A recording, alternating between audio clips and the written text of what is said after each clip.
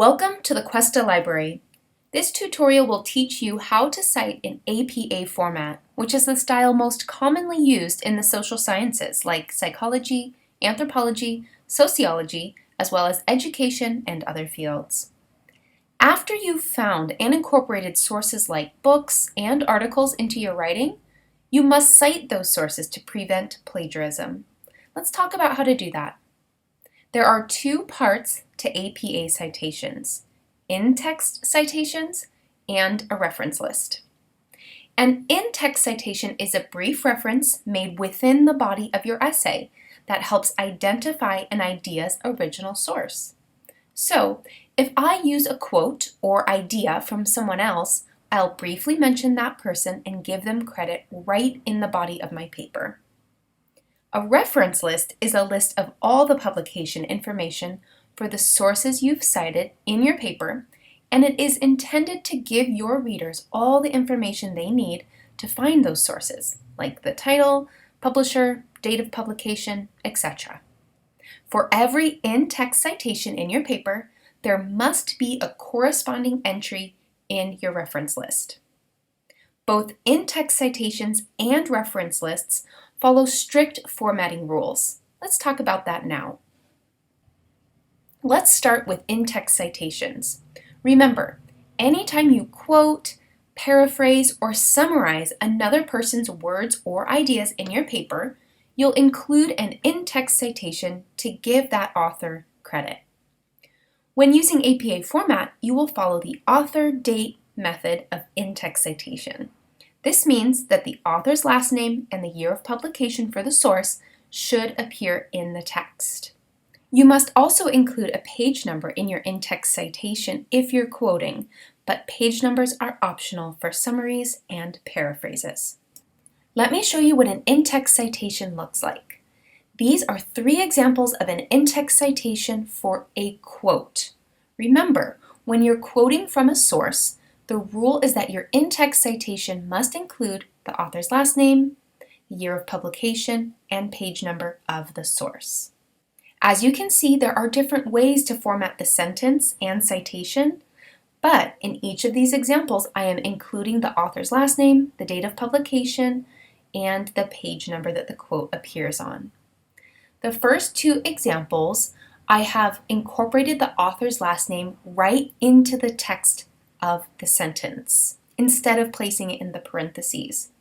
You also have the option of placing the author's last name along with the publication year and page number all together in the parentheses. Now let's take a look at an example of an in-text citation for a summary or paraphrase. Remember, if you are paraphrasing or summarizing an idea from another source, you only have to make reference to the author and year of publication in your in-text citation. Page numbers are optional here, but encouraged. If you do include a page number or a page range for a summary or paraphrase, it makes that information easier for your reader to find. Now, these 2 examples below show in-text citations for a summary or a paraphrase. As you can see in the first example, I've again incorporated the author's last name, Jones, right into the text of the sentence, and the year of publication is included in the parentheses after the author's last name. The second example shows all of the citation information included together in the parentheses. Both formats are acceptable for APA in-text citations. Now, I've just shown you the in-text citation rules for quoting, paraphrasing, and summarizing when you have one source with one author. But this isn't always the case. Sometimes you're creating an in-text citation for a source that has no author or multiple authors. What do you do then? While I can't show you every possible source and every in-text citation rule in this video, I encourage you to visit the resources listed at the end of this video to understand the rules for the sources you are citing. Now that we've covered the basics of in-text citations, let's move on to the reference list. Reference lists should appear at the end of your research paper or essay, and they begin on a new and separate page. Remember, each source that you cite in text in your paper must appear in your reference list, and those reference list entries should be alphabetized by author last name. Now, this is not an exhaustive list of the formatting rules for reference lists. Again, be sure to check out the resources that I will list at the end of this video so you can make sure you are correctly formatting your reference list.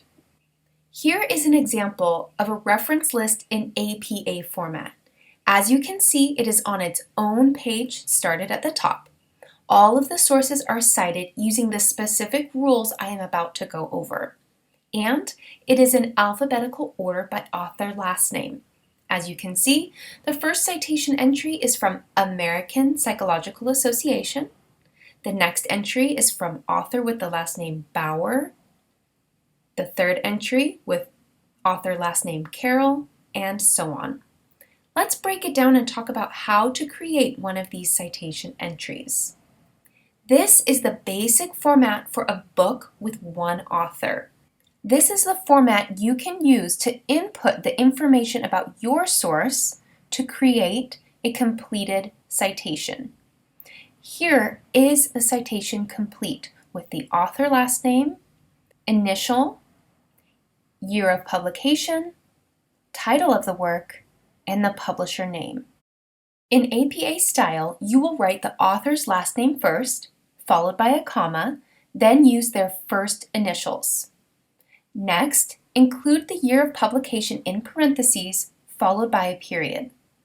Then, add the title of the book and italicize it. If there is a subtitle, add it and capitalize the first word in the subtitle. Lastly, input the publisher name and end with a period. If there is a DOI to include, add it after the publisher, but this is optional. Notice this citation uses hanging indentation, meaning the second line is indented. This is the same rule for all citations in your reference list.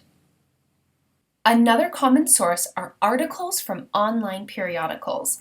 These have their own format for citing. Let's take a look. Again, we use hanging indentation and start with the author's last name first. So you'll list the last name, comma, and first initials. Again, the publication year is included in parentheses and followed by a period. Then list the article title, but do not italicize it.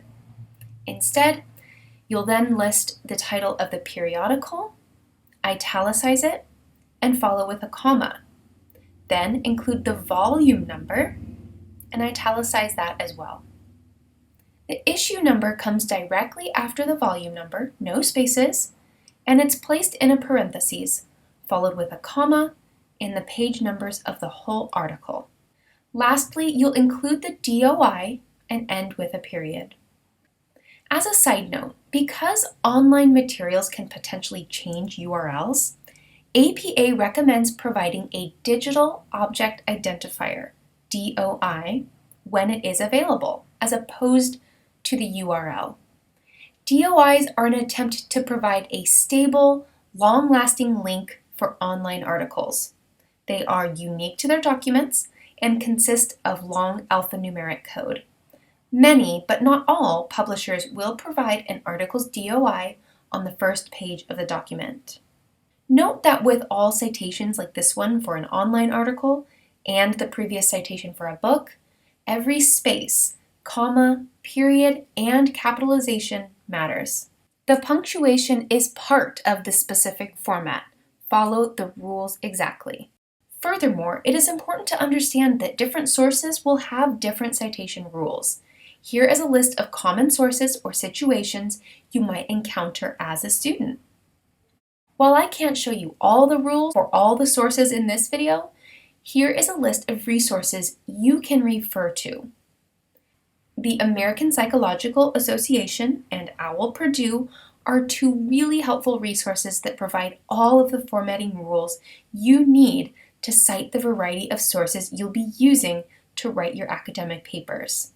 The Cuesta librarians have also created a helpful guide that covers all aspects of APA citations.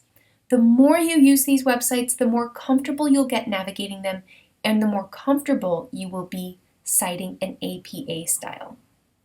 But if you have more questions about APA citations or would prefer to get help in person, please stop by the Cuesta library and a librarian would be happy to help you.